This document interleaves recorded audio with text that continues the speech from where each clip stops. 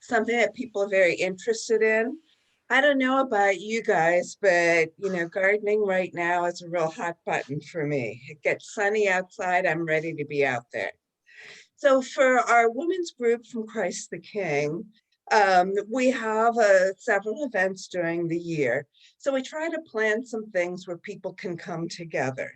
And we're delighted to have people from outside of the congregation with us as well tonight. So we're happy you're here.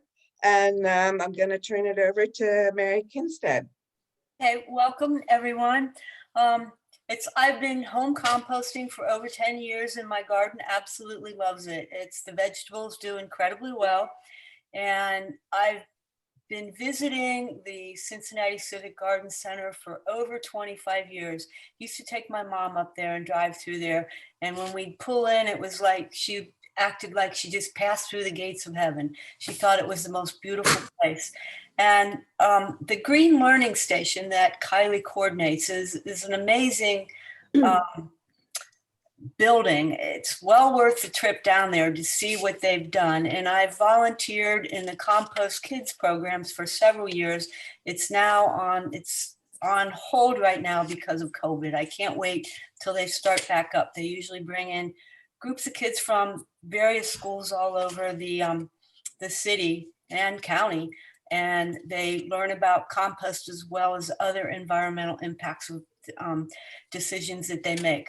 But anyway, we're very pleased to have Kylie. She's the Green Learning Station coordinator at the Civic Garden Center of Greater Cincinnati.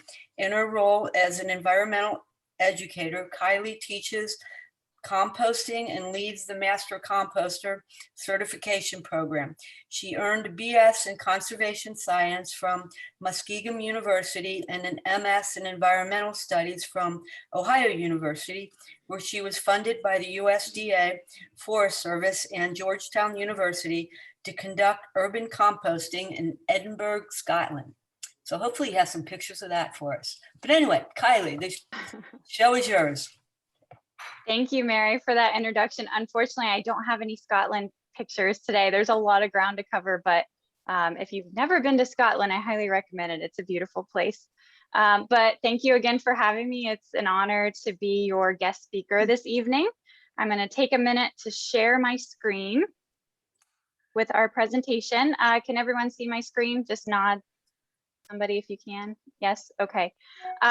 Just a few notes before we get started. If you have any questions, feel free to unmute yourself and ask. We'll keep it very casual, but if you want to type in the chat, you feel free to do that and I'll pause periodically and check your questions there.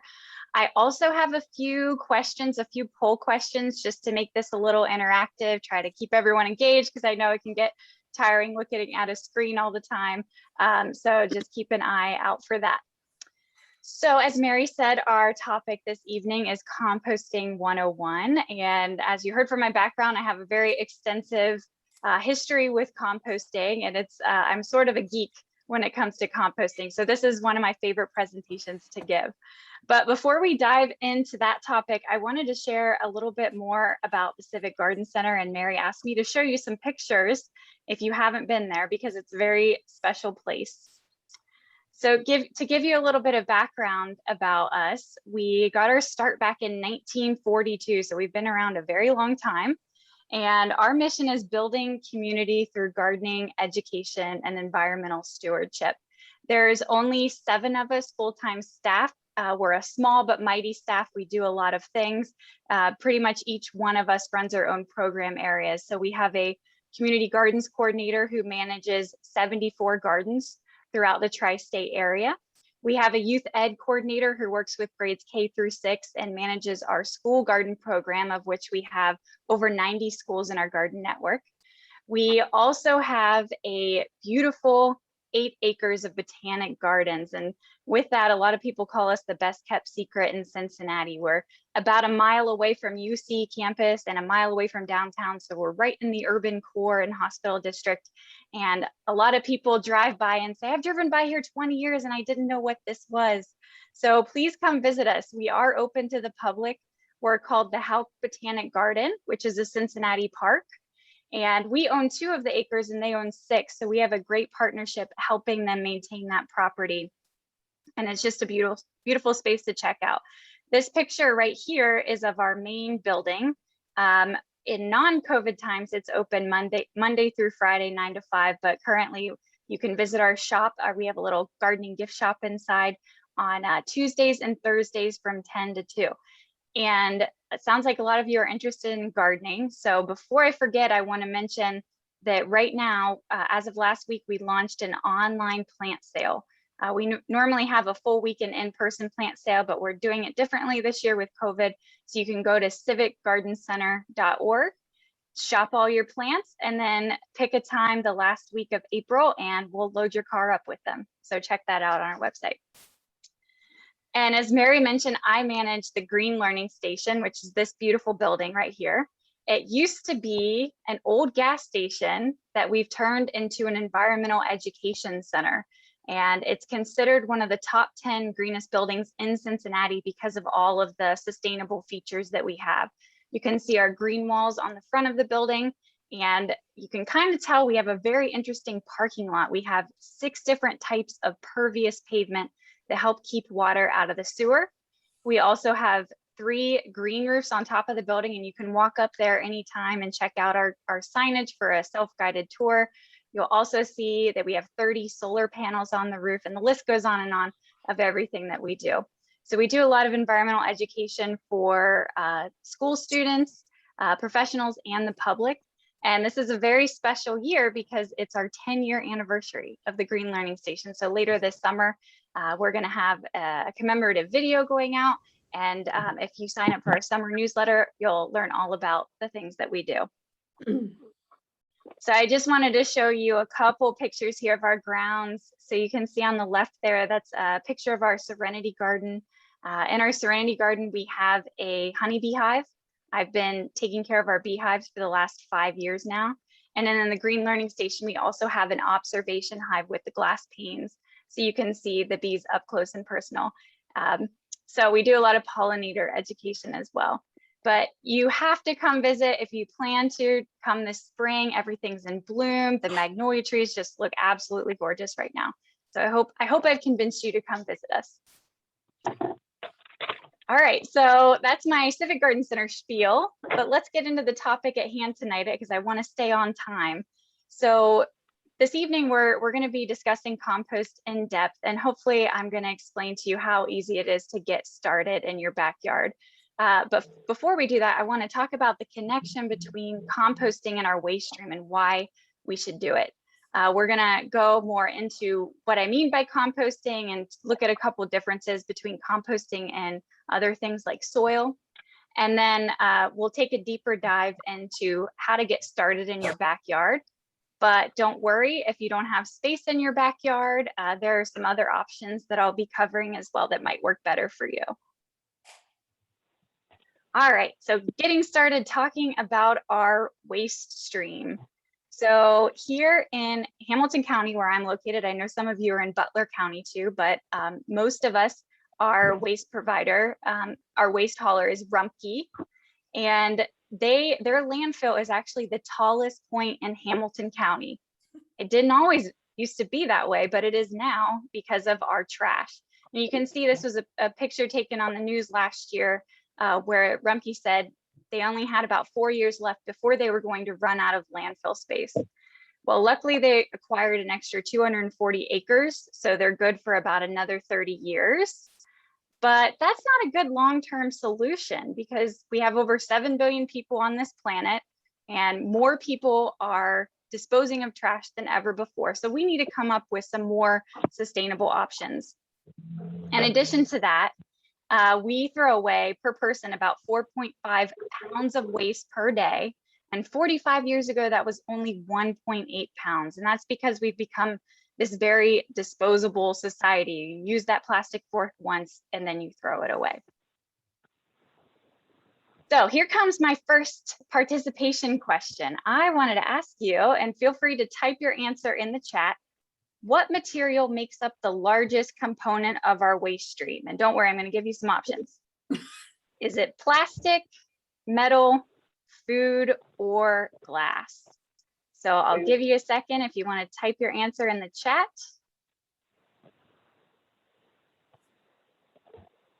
Sheila says plastic. Let's see, Denise, food for several people.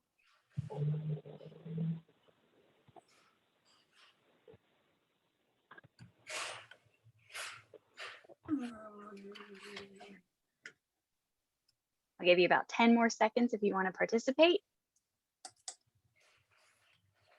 Okay, so the correct answer is food, which maybe you could guess because we're talking about composting, which has to do with our food waste. But if you said plastic, that is usually the answer that most people say, and you would think so because we have a big problem with plastic in our communities and just globally as well. That is a full topic for another day, which I have a presentation on if you're interested in the future. But to look at our waste stream here, this is our waste stream from 2017. This is the most current data available. They don't have it every year. Oh, hold on, my pictures went away. Okay. So if you look here, though, it shows that 19.2% is our plastic. So it is a big portion of our waste stream. But the biggest portion is our food waste at 21.9%. And our yard trimmings. So combined, organics make up 28% of the waste stream, which is the most of it. And additionally, another scary fact is that 40% of food is wasted in the United States. It's grown, some of it is wasted during the shipping process, but a lot of it, what happens is we have the best of intentions, we go to the grocery store, we have meal prep for the entire week, and then life gets busy and those carrots or that cilantro sits in the back of the fridge and it goes bad. So we certainly have some work to do in that area. And we really need to focus on this because by 2025, food waste worldwide is predicted to increase by 44%. So that's where composting comes in. So this is one solution to help with our problems with our waste stream. It's a very linear system. We want it to be more of a circular system. So if composting is a brand new concept to you, basically it's the natural process of decomposition where you're taking organic waste, things like grass clippings, food scraps and leaves, and you're turning it into a valuable material called compost. And it's so great to put on your gardens that a lot of gardeners refer to it as black gold. I've seen it. I gave it to you when I came in. Blue bottle. All right, so why should we compost? There are a lot of different reasons to compost. First of all, we already talked about transforming your trash into something useful to keep that waste out of the landfill. So in addition to running out of space eventually in landfills, they're also a big contributor of methane gas, which is a potent greenhouse gas about 25 times more powerful at trapping heat in the atmosphere than CO2. And landfills are the third largest emitters of this methane gas. So everything that we can do to reduce those emissions is great. The good news is locally Rumpke, they capture that gas and they use it to provide electricity to about 25,000 homes in the area. They also use it for fuel to power their trash trucks. Now, if we think of why we should compost from a gardening perspective, first and foremost, it helps improve soil quality greatly. So plants need about 16 different chemical elements for growth, and compost adds a lot of those nutrients back into the soil that are very important for their growth. In addition to that, compost also encourages microbial activity, which is probably the most important thing that it does. And those microorganisms actually make those nutrients more available to the plants and by pulling minerals from the soil. And a fun fact about those microbes in the soil, if you have 1 teaspoon of soil, it contains more microorganisms than there are people on the planet. So soil is a whole living ecosystem that we need to protect. So I want to make an important distinction too, that compost and fertilizer are not the same thing. A lot of people get these confused. And I think this chart does a great job of explaining the difference. So Where fertilizer is basically just feeding the plant, compost is actually feeding the entire ecosystem of the soil. So if you do get fertilizers, make sure you're using organic fertilizers like cow manure or any type of herbivore manure. They're high in nitrogen and they're very good for the plants, and they do help the soil as well to a certain extent. But all of those synthetic chemicals and fertilizers that you put in there is actually hurting that ecosystem. So you want to make sure you're protecting it. So in addition to adding essential nutrients to our soil quality, it also helps with erosion control. It acts like a bonding agent to soil structure, keeping soil in place against wind and rain. It improves aeration. And here in Southwest Ohio, we tend to have these heavy clay soils, and it provides little air pockets in those soils, which is really important for those microorganisms and also for plants. It also suppresses soil-borne diseases. A lot of research has shown that plants growing in compost have a lot more resistance to those diseases as opposed to regular soil. And water retention. This is a great one because it acts like a sponge to retain water. And if you add just 5% more compost to your soil, you can actually quadruple your soil's water holding capacity. So in addition to all of that, the good news is it also saves us money on fertilizer, on water, as you can tell, on mulch, and also if you pay per bag with your landfill fees, it will reduce your garbage bill. So lots of great reasons we want to do this. So I made the distinction between compost and fertilizer. I also want to make the distinction between compost and soil because a lot of people think they're interchangeable.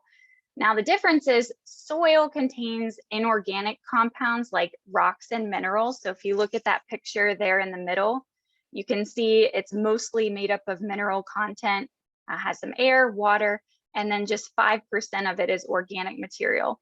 Now, compost is 100% organic material.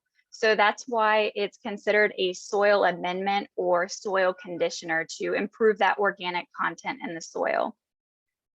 Now, you can take entire semester-long classes or even get degrees in soil science, but to break it down really quickly, if you look on the right, this is what we call the different layers of soil or soil horizons.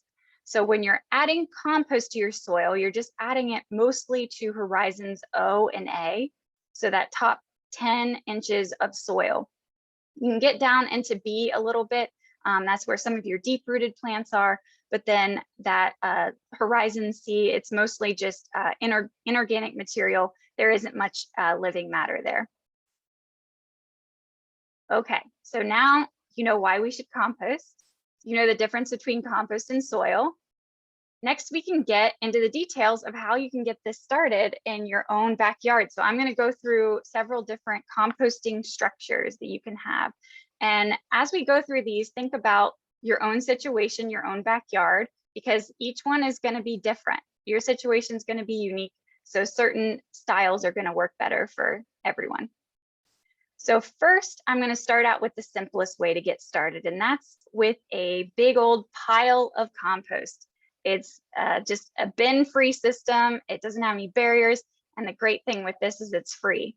Now, if you have neighbors in close proximity, or you live in an urban area, or you're worried about raccoons, possums, or squirrels getting in there, you might not want this. But if you have a big backyard with lots of open space, this could be an option, and it would be the most inexpensive. Second least expensive option is to have a wire bin. So you can just make this yourself out of chicken wire. It's pretty easy. I know a lot of people who have these and use it for composting. At the Civic Garden Center, we have one of these, and we keep it by our 3-bin compost system, and it's just full of leaves the whole time. So when we go to throw our food scraps out, we have those leaves readily available, and it makes it easy. So third, this is a very popular option, especially in urban areas. This is a 1-bin system. This particular style here is called an earth machine. And what's nice about this is it's enclosed, keeps everything nice and neat, and keeps pests away. And it also helps contain any smells. So you can see how this works. It has a lid on the top. That's where you add your material.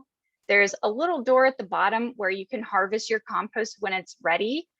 This whole thing is very lightweight, so my recommendation is just to move it to one side to get your compost out of there and then put it back when you're done. You can see with this system, what's really important in composting is to make sure you have plenty of oxygen and airflow. So it has little slits cut into the sides to make sure that plenty of oxygen is getting into your pile. Another option, if you have the space, I highly recommend to do this, which is a 2 to 3 bin compost system. We have a great example of this in our outdoor compost classroom at the Civic Garden Center. But what's nice about this style is that it allows you to have multiple stages of composting going at the same time. So you could be adding your material actively to one bin, and then after a while you let it rest. Then you start adding to another one and so on. And then once everything gets going, you'll always have a pile that's about finished compost that's ready to go on your gardens, one that's actively maturing or breaking down, and then one that you're adding your material to. Now with the one bin system and this system, you can see that it's open on the bottom, which is really important because we want to attract all of those microorganisms that are going to help break down those materials in our pile. So we're talking about fungus, bacteria, and invertebrates that can get in there easily. And this one's nice because it has lids on it too, the one we have at Civic Garden Center. Mary, I don't know if you've seen the new one. We just got it a few weeks ago. It has lids, and since we're right in the urban core, ours actually has padlocks on it because we had people throwing things in there that didn't belong. So you can have that open or you can have lids, whatever works for your situation.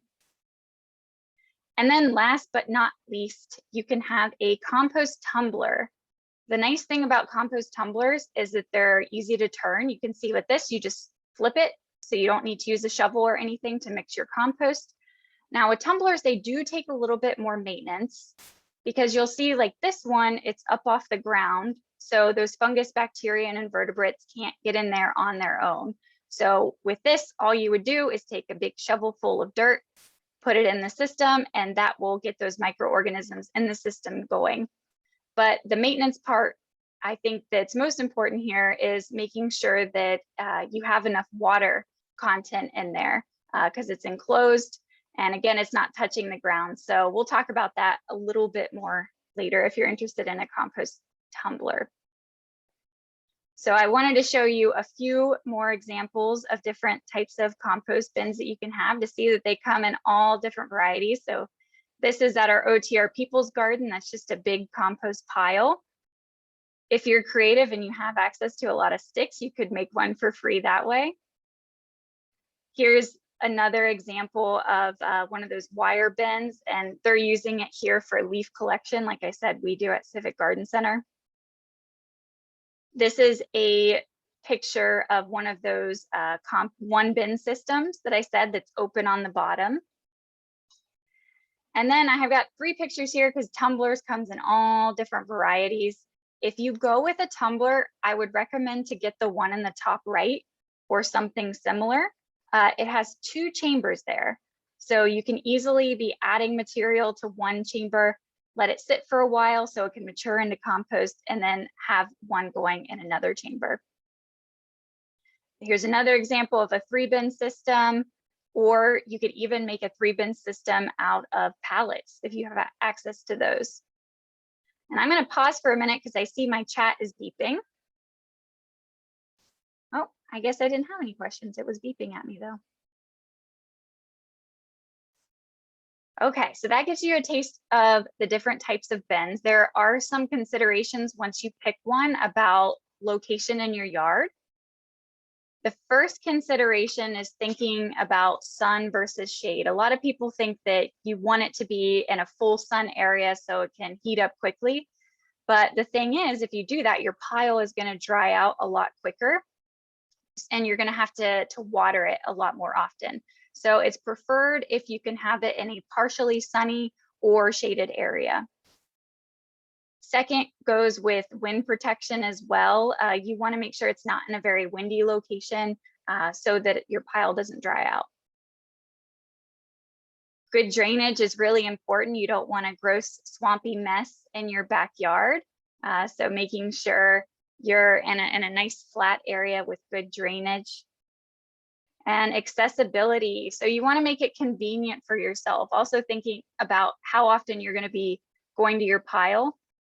Do you want it to be close to your kitchen so you can take your food scraps out easily? Or do you have a garden where you want it close to there when you're ready to harvest it? Now with that, accessibility is important, but you don't want it to be too close to your house. Make sure it's at least 10 feet away from your house because you don't want all of those microorganisms, those fungus, bacteria, and vertebrates that you're attracting to get too close to the foundation of your house.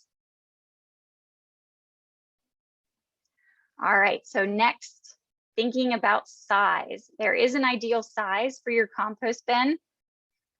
Ideally, you want it to be about 1 cubic yard, so 3 by 3 by 3 feet.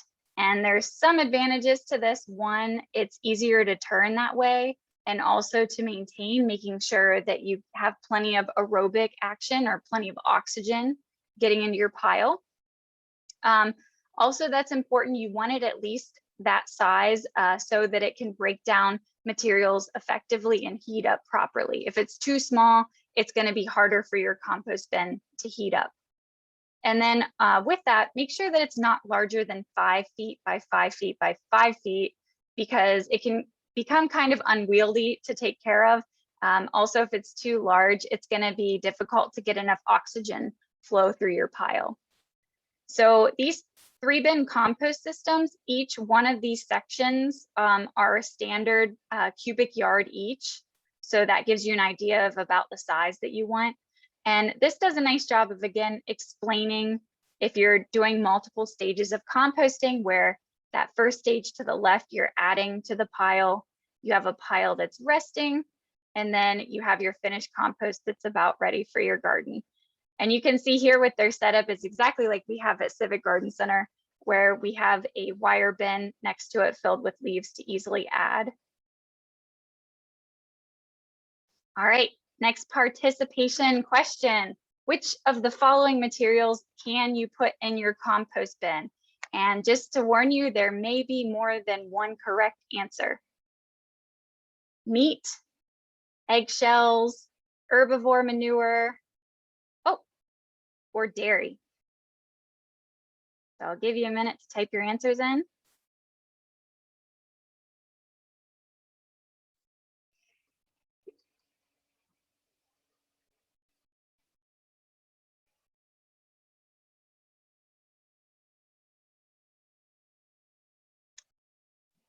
Well, it kind of looks like all of you are compost experts already. You don't even need my presentation, because the correct answer is eggshells and herbivore manure. We want to stay away from meat and dairy in our backyard compost system, and I'll talk a little bit more in depth about that in a minute. But let me move the chat and we'll move on to what exactly is it that we're putting in this compost bin system. So to be successful with your bin, there are only 4 things that you need. So it's pretty simple. You need a mix of brown material or carbon-rich material. We're talking about things like dried leaves. You need some green material or nitrogen-rich material. Like you can see, it's got little tops of carrots on that picture. You also need water and oxygen, and that's it. So looking at the brown material, here's a list of things that we're talking about when we consider a carbon-heavy brown material. So dried leaves, twigs, and pine needles, shredded newspaper, cardboard scraps, sawdust, straw, and hay. So basically, if it's something that was once living and it took a while to die, then it can be added as a carbon source. Now, green material are more fresh material. So we're talking about things like fruit and vegetable scraps from your kitchen. Coffee grounds are an excellent source of nitrogen for your compost. Our compost gets a lot of that because I'm a big coffee drinker. grass clippings. Donna was talking about, she's had some of the best garden soil ever using grass clippings in her compost. Flowers and pulled plants, herbivore manure, so things coming from like cows and sheep, horses, and then eggshells. Now, when you're considering water and oxygen, a couple things to keep in mind. So for water for your compost pile, basically the rule of thumb is you want your compost to be about as wet as a wrung out sponge. So that's about the consistency it should be. You don't want to use chlorinated water in your compost because that chlorine is going to kill all of those beneficial microorganisms.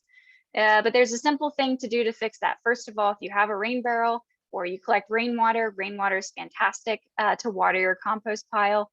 Otherwise, if you just want to fill a bucket with tap water, let it sit for about 20 minutes, and that'll be enough time to let that chlorine dissipate into the air, and then you can add it to your pile that way.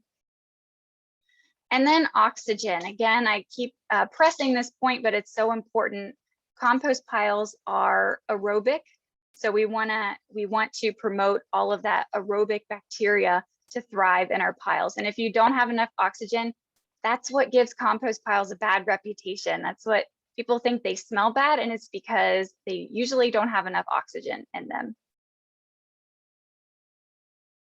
And keep in mind, all these 4 ingredients that we have are creating a balanced diet for all those fungus, bacteria, and invertebrates. And so you can see this is kind of the food web of the compost pile, all the different creatures that could be coming in and out of your pile at different times, at different phases of the compost process. All right, so thinking back to the browns and greens, the carbons to nitrogens that we're adding in our pile, you want to make sure that you have the right ratio of browns to greens or carbon to nitrogen, and that ratio is 3 to 1.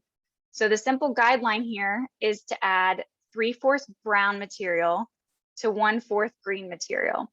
So that's as simple as if you have a compost collector in your kitchen and it's full of food scraps, take it out, dump it in your pile, and then add 3 amounts of leaves or other brown material into that pile, more than what you just had. And we always want to make sure that we have more carbon or brown material in our pile, because that's just going to ensure that it doesn't smell bad and it's creating that balanced diet for those microorganisms. Okay, so next up is naming all the items that should not go in your compost bin. And again, there might be more than one correct answer. Is it cooking oils, fireplace ashes, beer and wine, or dairy? So go ahead and type in the chat.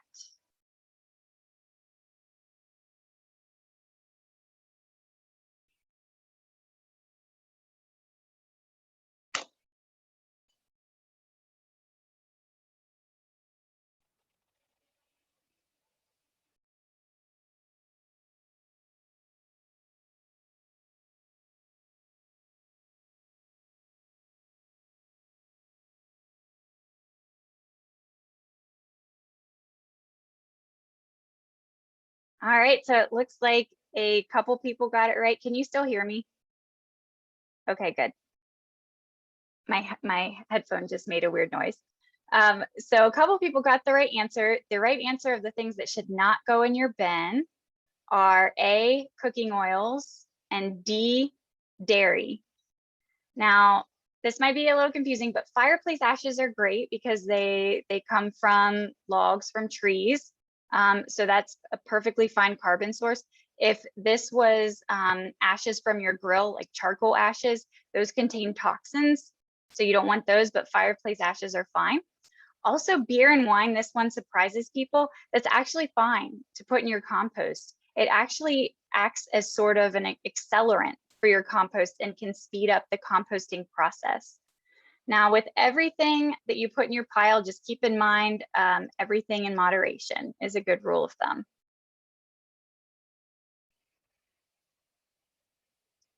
So Donna asked about chlorine. So Cincinnati's water does have chlorine in it, and it will dissipate if you let it sit for about 20 minutes or so.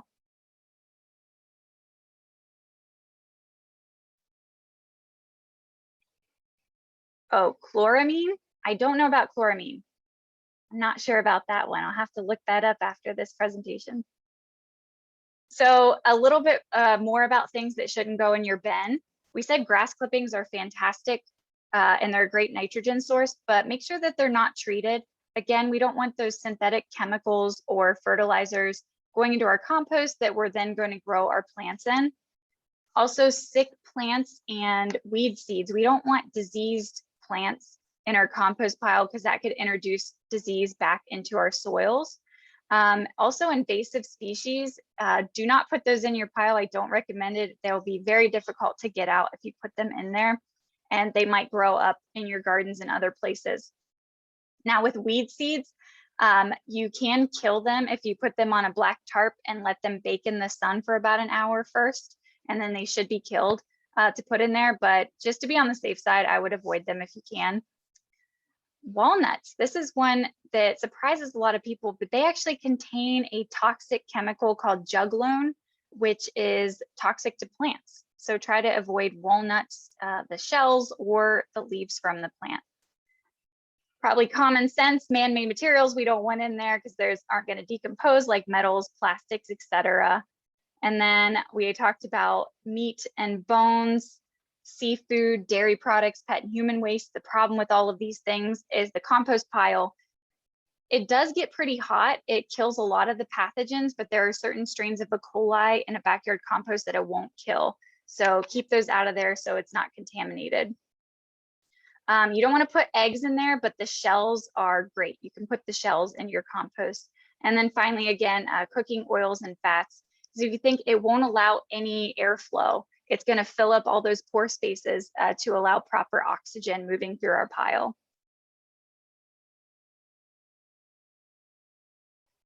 Denise, great question. Denise asked if we should cut up larger items, apples, before adding. Yes, if you can break down anything that you're adding into your compost into smaller pieces, that's very helpful. If it's smaller, it's going to make the decomposition happen a lot quicker, so you'll get your compost quicker. Glad you brought that up.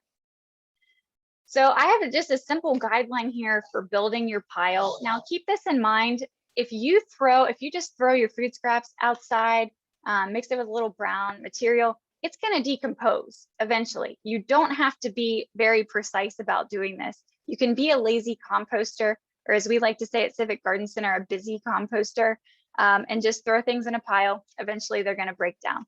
But if you want to be very specific about it and try to get compost as quickly as possible, I'd recommend, if you're just starting out, to pick an area in your yard, aerate that area about 1 to 2 feet deep. You can get an aerator tool. I'll show you a picture of it in a minute, or just use a shovel.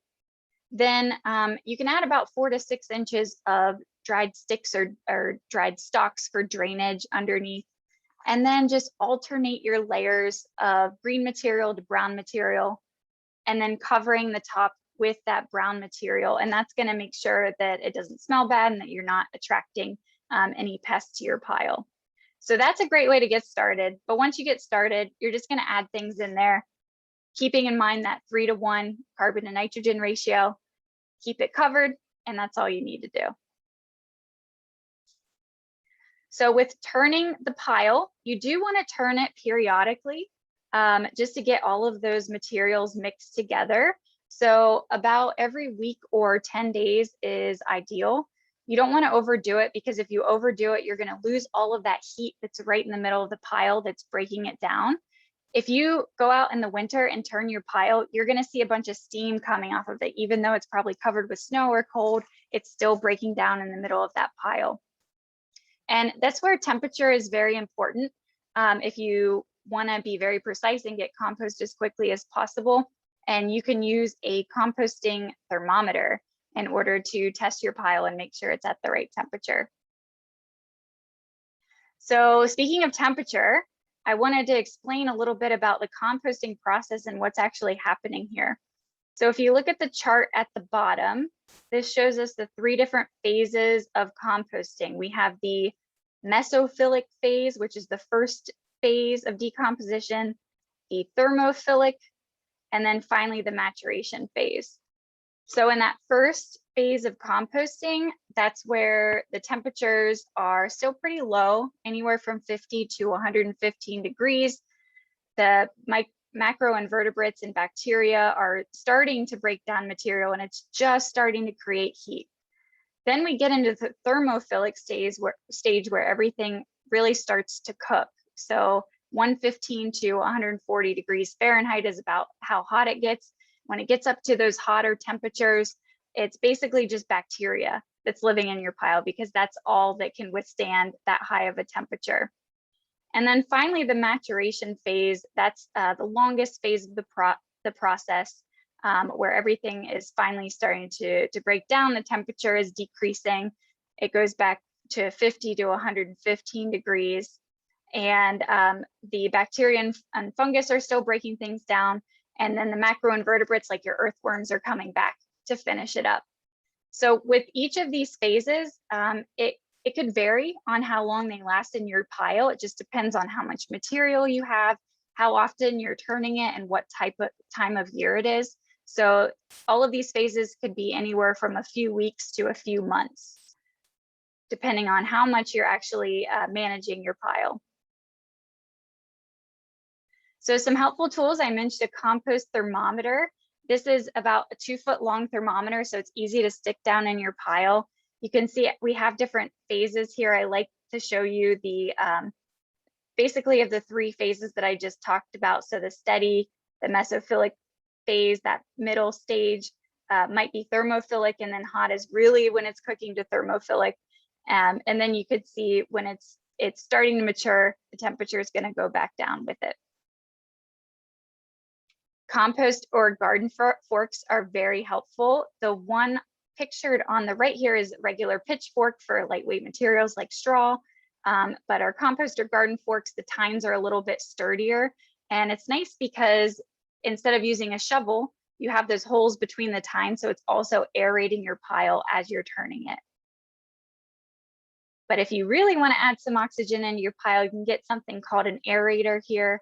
Or if you're just getting started building your pile to begin with, you put it in the ground, you turn it, and then it will add more oxygen to your pile. Another helpful tool to get started is a kitchen collector. This is going to make your life very easy when you're making dinner and cutting up all those vegetable scraps. I have a kitchen collector that's underneath my sink along with my trash can. Very simple. They come in all shapes and sizes. You could put it on top of your counter, under your sink, whatever you prefer. If you look at the one in the bottom right, that's an example of one that has a charcoal filter in the top. So it really helps, it does a great job with maintaining any smell that you're gonna have, and they last about 3 months. So having that on your counter isn't a problem if you get one with a charcoal filter in it. So a few things, a few common questions I get or problems that people have with their system that are very easy to fix. First and foremost, having a bad odor with your pile. So we talked about this a little bit. It's a lot of times if you have a bad odor, your pile isn't getting enough oxygen, and it could have too many green or nitrogen filled materials. So if you think of fruit and vegetable scraps, they're about 90% water. So you need more brown material in there to make sure that there's plenty of air pockets in your pile. And then make sure you're burying your food scraps. That will reduce the raccoons, possums, and squirrels and skunks, like the picture there in our pile, and will help with odors. If your pile is too wet, it probably has a bad smell as well. Again, a simple solution for that is just to add more brown material and bury your food scraps, and putting your food scraps to the bottom of the pile as well. If your pile is too dry, you can do the opposite. Just add more green material, add some water, and then also turn your pile, keeping in mind you want it about as wet as a wrung out sponge. And if it's not hot enough, your pile might be too small, so add some more materials to it. You can also add more green material. Grass clippings are great for stoking the fire of your compost and getting it up to temperature. So when's your compost ready? You can see in the picture here, the one on the left is definitely compost because you no longer have big pieces of material that are recognizable. It's dark and crumbly. It has a nice earthy smell to it, and there's no significant heat coming off of it. So I wanted to put 2 slides in here about harvesting your compost because a lot of people get confused about how to actually do that when it's ready. It's very simple. All you have to do is remove the unfinished material from the top. You can place it in a bucket or a wheelbarrow, or another option is you can actually take your food scraps and freeze them, put them in your freezer for about 3 weeks, and that will give the rest of your pile time to decompose and be ready to be harvested. So at that point, all you do is lift this bin off of your pile. You shovel the compost into a wheelbarrow and then remove any of the large debris from that. And then just place the bin back and restart your pile. A compost tumbler is very similar. If you have one that's just a single chamber, don't add material to it for 3 to 4 weeks. Again, you could put them in the freezer. If you have a dual chambered like this one picture, you can harvest from the bin that's ready. And it's just the same process as the other one. All you do is just shovel it into a wheelbarrow, remove the large debris. And then the difference with the tumbler versus these other systems is since it's up off the ground, it's actually not going to go through that last phase, that maturation phase of composting until you add it to your garden. But you can add it to your garden and then it's going to continue to break down and finish as it's added. So at that point, once you have all your compost collected, you could sift or screen it if you want it to look nice and even before you add it to your garden. A lot of these, you can buy these or you can make these easily on your own. And then once you've done all of that, we have a lot of different ways that we can actually use our finished compost. So you can use it for mulch for your gardens or your fruit trees. Keeping in mind around trees and shrubs, you want to leave a few inch gap just to make sure that you're not smothering them and they have enough oxygen. Also, people don't think about this as a lawn treatment. All you have to do is take about 1/4 of an inch of fine textured compost, spread it out over your lawn, water it, and wait about a week to mow. And then that will really enhance the look of your yard. If you want to amend your soil or think about adding it into your garden, take about 2 to 4 inches of compost for every 6 inches of soil and just mix it together. You can also use it for potted plants. Simple ratio is 1 part compost to 2 parts potting soil for your plants. You can also use this for indoor potted plants. They are more susceptible to disease. So if you do that, I would recommend that you pasteurize your compost. And this might sound crazy, but you can put your compost on a baking sheet, put it in the oven for an hour at 200 degrees Fahrenheit, and you will have pasteurized compost. Your house might smell a little interesting after you do it, but it's very effective for your plants. And then finally, you can also use it as a seed starter if a lot of you are getting seeds started for your spring gardens. Add equal parts of compost to vermiculite, and it's a fantastic way to grow your seeds. So I'm still going to be on time. Laura, just so you know, I know we're coming up here. I'm almost finished. We talked about ways to do this in your backyard, but for those of you that it just doesn't sound like it's going to work for you, or maybe you live in a small apartment and you don't have the space, you could consider vermicomposting or vermiculture, which is the process of using tropical redworms for the decomposition process. And you can get something here called a worm factory, and you can see there are different trays where the compost sits down as the worms consume it. Or you can DIY and make your own bin out of Rubbermaid tote. And we partner with Hamilton County Recycling to offer worm bin workshops, usually once a year.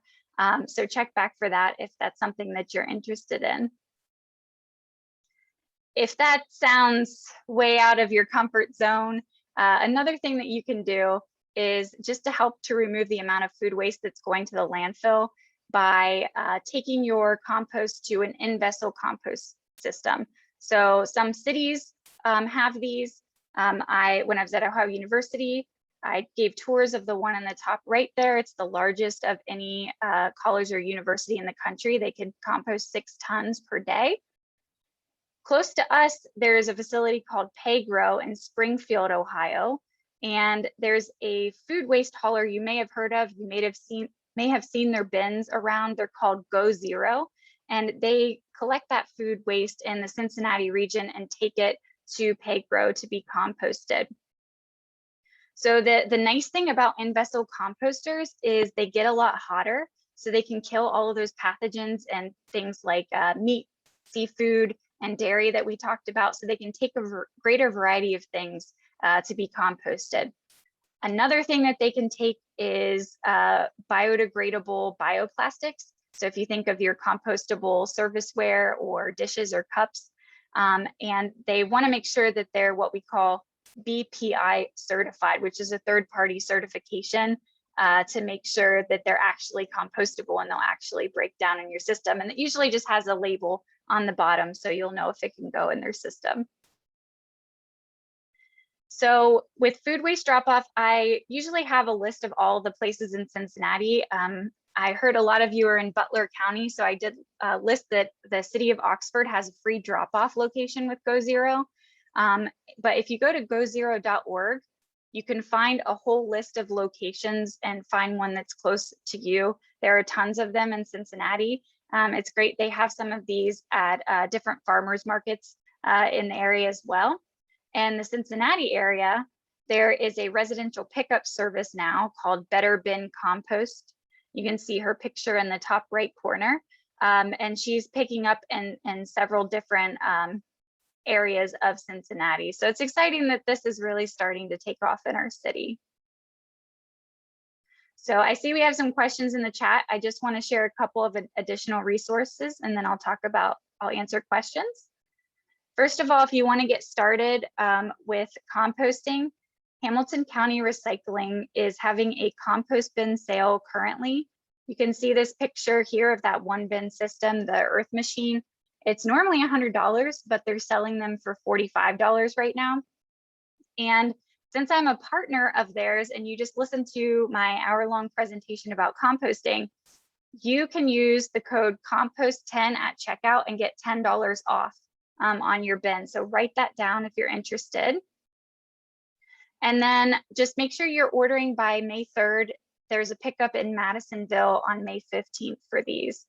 But if that's too far of a drive for you, the Butler County Soil and Water Conservation District also has these for sale for $45. If this was very interesting to you, I highly recommend checking out Composting for a New Generation, which is a fantastic book by Michelle Baltz.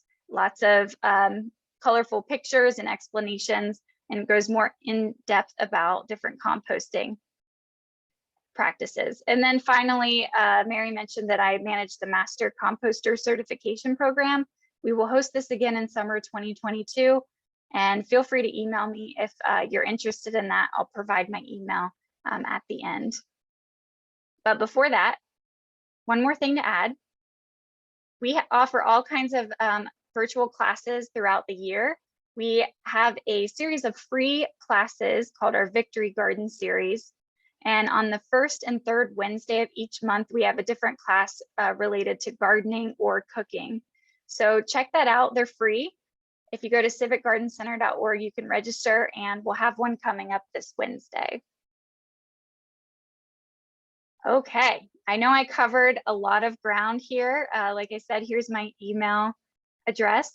I'm going to check the chat now to see where we're at with questions.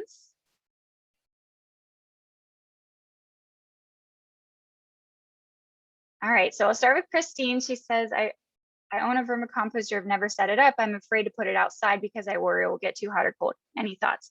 Yes, they're tropical redworms. Don't make the mistake I did as a grad student and leave it outside in the winter, because they will freeze and they will die. So it is best to keep them inside. If it's getting too hot, if we're talking 90+ degrees, you might want to bring them inside. but during the summer and spring and fall, they should be okay outside. Let's see, how small does newspaper need to be shredded? Like through a machine shredder? There is no rhyme or reason or exact size you need to think about. Just think any material that you have, the smaller you shred it up, the quicker everything's going to decompose. But you could just throw your newspaper in there the way it is, and it will eventually break down. I usually take newspaper and maybe shred it 4 or 5 times before I throw it in my compost.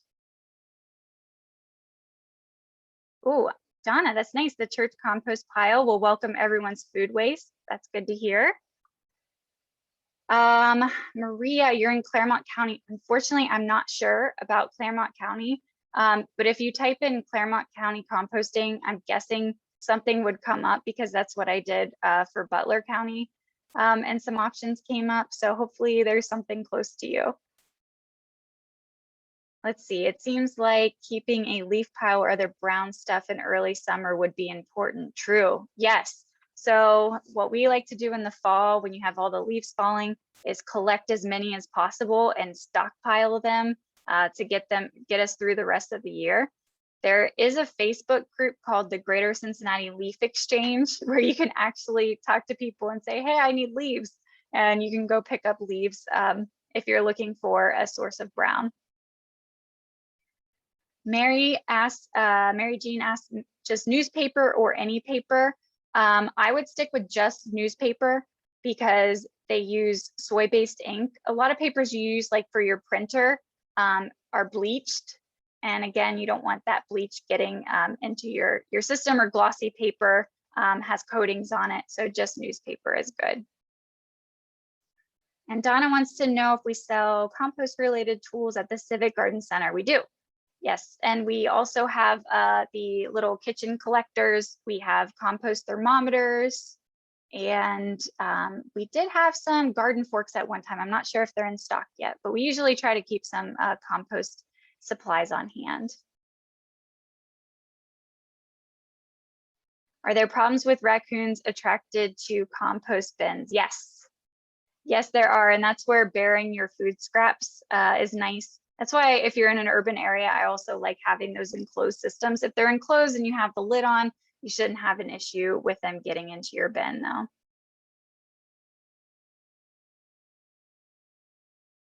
All right, Laura, I know I'm right at time. It's exactly 8 o'clock. I hope I left you enough time to share your exciting event that's coming up. And I'd be happy to talk to any of you offline. Again, feel free to email me. I'm always happy to chat about composting or sustainability. So thanks for having me. Thank you so much, Kylie.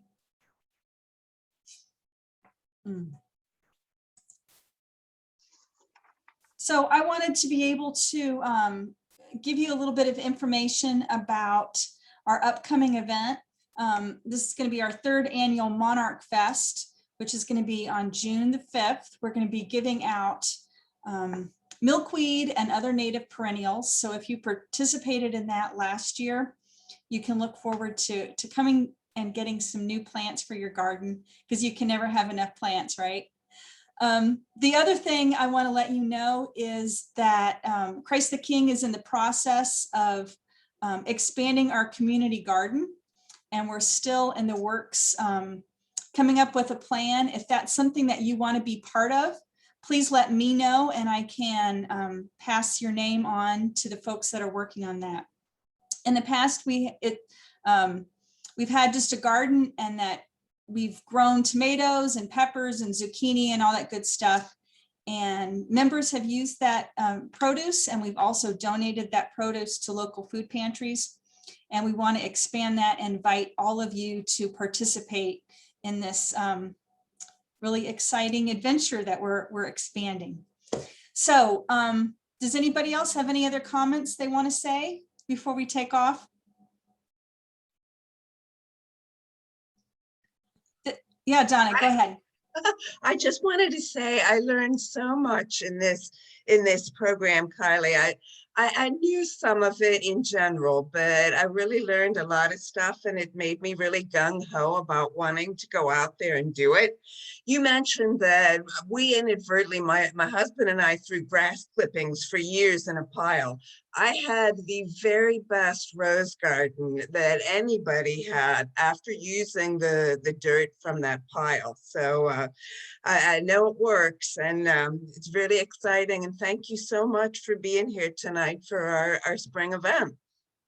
Oh, thank you so much. It's been a pleasure. I hope I didn't overwhelm all of you because I get very excited about this topic and I want to share everything that I know. So I hope I didn't overwhelm you and that you see that it's pretty simple to get started. Great. And we're going to be coming down to the Civic Garden Center to give you a visit. That would be great. I'd be happy to give you a tour anytime. Wonderful. Well, great. So I've recorded this presentation tonight and I will get it up online. I will send everybody a link. So if you need a refresher to remember what Kylie told us, you'll be able to view the video and see what we talked about and share it with your friends as well. So thank you. Thanks for spending the evening with us, and go make some black gold. Get your hands dirty. Good I love night. it. Thanks, everyone. Thank you, Kylie.